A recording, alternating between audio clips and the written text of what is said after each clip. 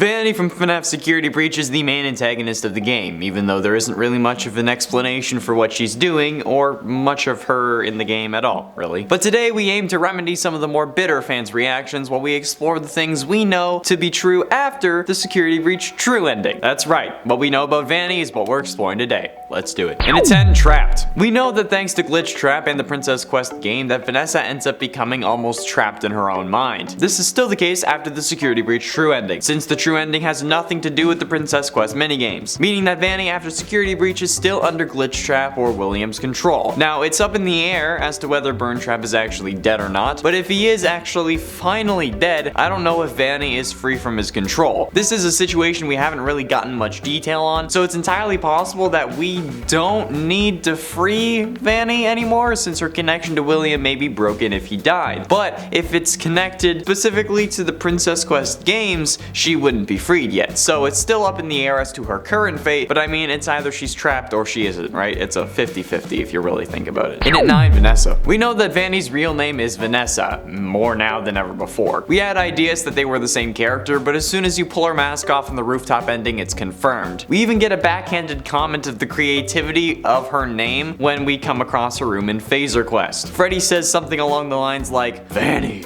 sounds like Vanessa and Bunny."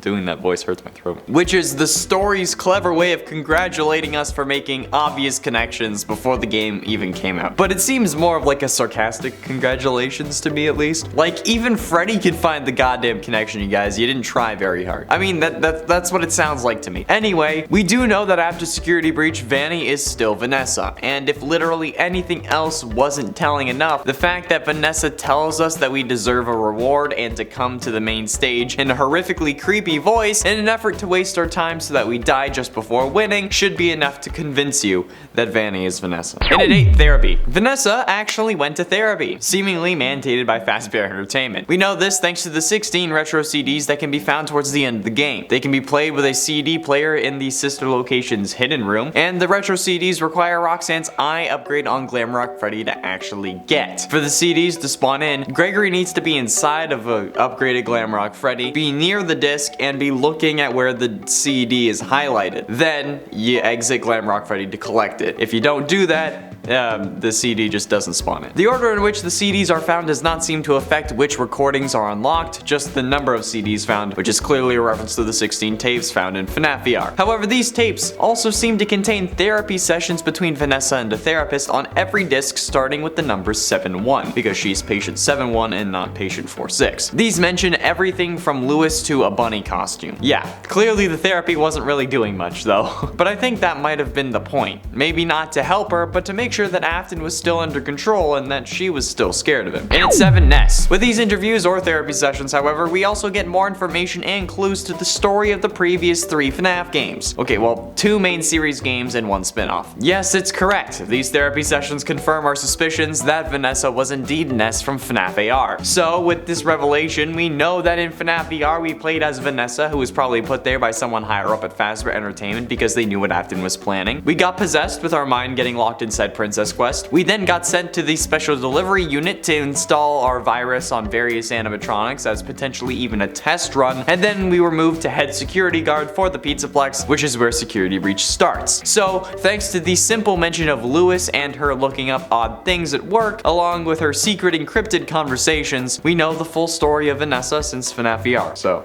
pretty sweet, actually. And it's 6, Aware. Now, we may believe that Vanessa is unaware of her dual personality, that it would make sense if she blacks out when William takes over as Vanny, or however this weird pseudo-possession thing works. However, that's not the case at all, as we learn from CD number 11. It doesn't matter in what order you find these endgame CDs, you just need to find 11 of them in order to hear this. And we get our first indication that Vanessa is truly Vanny. Well, at least the first indication from the tapes, that is. About halfway through this tape, the therapist says, "That's true. So, on your breaks, it looks like you were shopping for a costume. You purchased some fake fur material. What are you going to make?" Vanessa then mutters indistinctly, and the therapist replies with, "What was that? Did you say the costume is secret?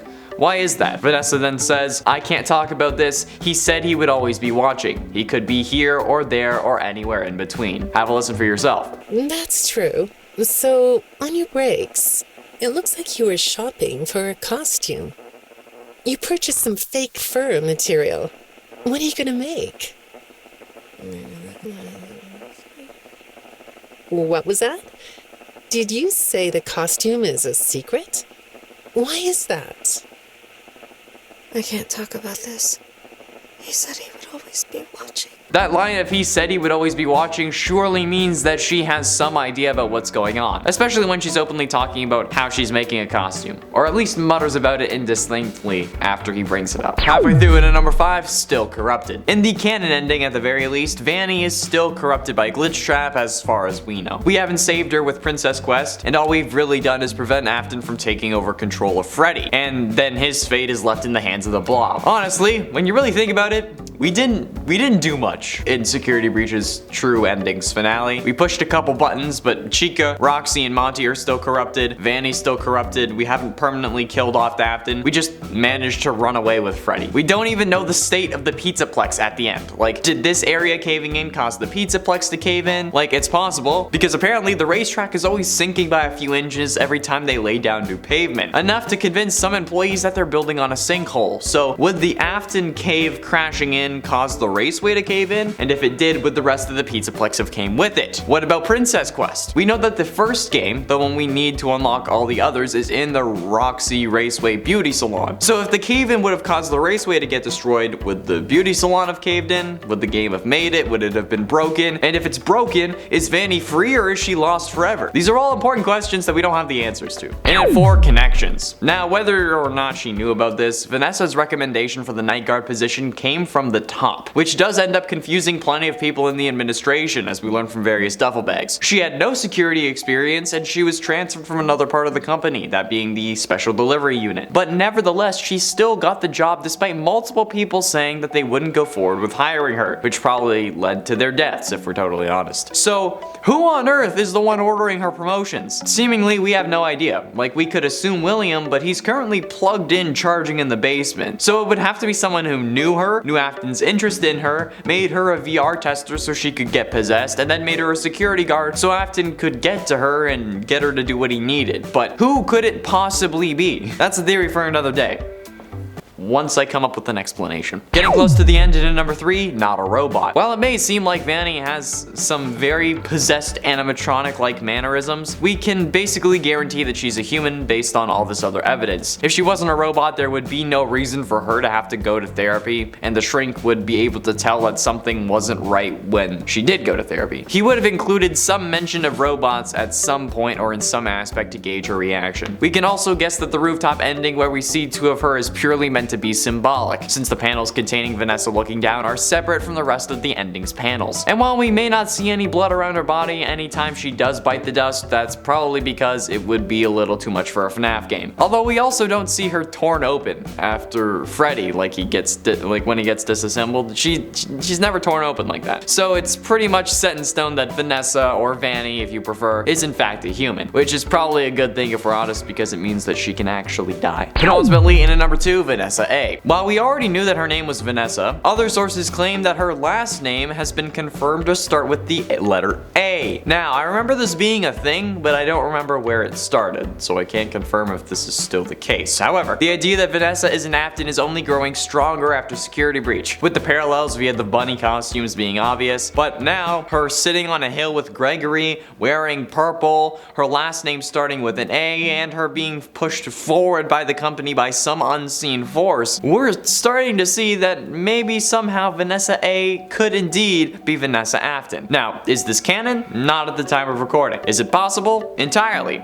We have no idea what is and isn't possible anymore in this series, to be totally frank. But is it likely? I don't know. It's also possible that Vanessa is not an Afton and that the A is just a red herring. There's also the very real possibility that the A we found was just a mistake and now it's being corrected. We don't know, but only time will tell. Finally, in number 1, still kicking. We also know that at the time of Security Breach's true ending, Vanny is still alive, as far as we know anyway. The Pizzaplex could have caved in on her, but with how things are going and like how Afton always comes back, I think it's safe to say that Vanny is still alive. Especially especially since in basically every ending she has a plan of escape. Freddy lights the place on fire and she's somehow already on the roof. Sure, she doesn't make it out alive, but had Freddy not been there, she would have. If we leave on our own, she still finds us, so she's still alive at that time, and every other time we don't really destroy the Pizzaplex, so there's no reason for her to die. So as far as we know, and according to past trends in the FNAF sphere, FNAF universe, Vanny is indeed still alive post Security Breach. The question is, will we be seeing her again soon, or are we going to be waiting forever to find out what really happened to her? Only whoever's taking over for Scott knows, and we don't even know who that is. That's all the time we have for today, friends. Thank you all so much for watching. I have been in Shower Me, Connor Monroe, and I'll see you in another video.